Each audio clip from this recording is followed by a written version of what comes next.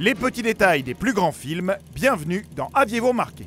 Max est un jeune policier à la poursuite d'un gang de motards assoiffés de sang dans une Australie en crise. Si la saga culte de George Miller évoque des paysages post-apocalyptiques et des costumes délirants, son premier volet, sorti en 1979, reste un film indépendant assez loin de la grandiloquence de Fury Road.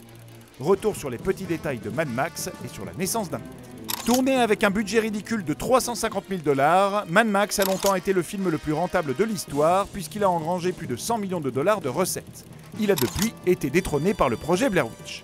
George Miller a avoué que ce n'était pas sa volonté originale de situer Mad Max dans un univers post-apocalyptique. Mais avec le petit budget du film, il n'avait accès qu'à des bâtiments abandonnés et ne pouvait pas payer de figurants. Ils ont donc ajouté un carton au début, indiquant que l'histoire a lieu dans un futur proche pour justifier cette ambiance. Avant de réaliser Mad Max, George Miller était médecin urgentiste et la violence du film, en partie provoquée par le montage, lui a été inspirée par les accidentés de la route qu'il a pu traiter. Pour accentuer cette impression de violence, il a également utilisé des images subliminales d'yeux exorbitées au moment des deux accidents majeurs du film. Mad Max a été classé X à sa sortie en France et a longtemps été censuré, même si tout est le plus souvent suggéré comme la scène de la scie qui a bien plus tard inspiré le film Saw.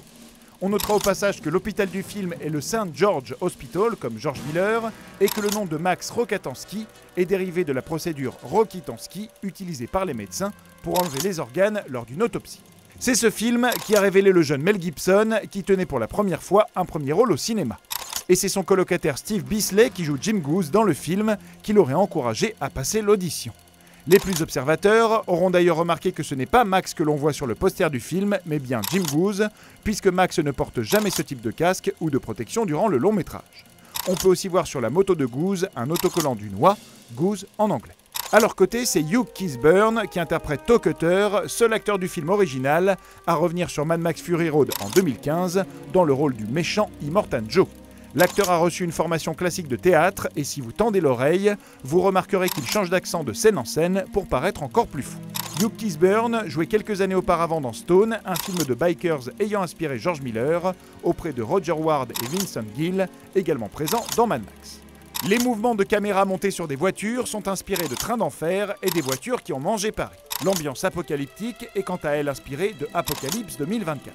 On a aussi repéré les lunettes de Lolita de Kubrick, portées par un membre du gang. Et en parlant de gang, celui que l'on voit dans le film est un véritable gang de motards appelé les Vigilants, justiciers en anglais.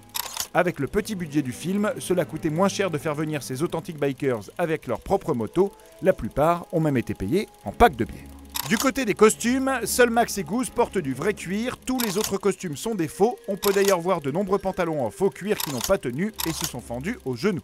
Aucun cascadeur n'a été embauché pour les combats à main nue et l'équipe ne pouvait pas se payer une fausse porte, du coup les acteurs ont dû véritablement briser une porte en bois dans cette scène. Toujours dans la débrouille, le van bleu de la scène d'ouverture était celui de George Miller, mais contrairement à la légende, celui qui est détruit dans le film est une épave et le sien est resté intact.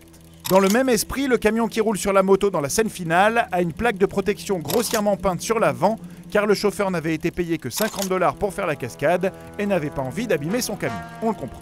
Les voitures de police sont de véritables voitures de police décommissionnées, sauf la fameuse Ford Falcon noire de Mad Max, un modèle très rare, uniquement vendu en Australie entre 1973 et 1976. C'est d'ailleurs le seul film de la franchise Mad Max où la voiture de Max survit jusqu'à la fin. Pour en revenir au gang, la plupart des membres ont un tatouage en forme de la lettre grecque Phi, la première lettre du mot grec Phionas, qui signifie tueur. Cette théorie est confirmée par le fait que Johnny n'a pas ce tatouage au début du film, mais qu'il l'arbore fièrement après avoir tué un officier de police. Il s'agit aussi d'un clin d'œil aux origines grecques de George Miller, ainsi que ce graffiti au début du film qui signifie quelque chose de, disons, pas très simple. Australie oblige, beaucoup de ce que dit Knight Rider via la radio sont en fait des paroles de la chanson Rocker du groupe australien AC/DC. Et terminons avec un petit caméo, celui du co-scénariste du film, James McCausland, qui apparaît avec un tablier devant un diner. Mais ça, bien sûr, vous l'aviez remarqué? Non ?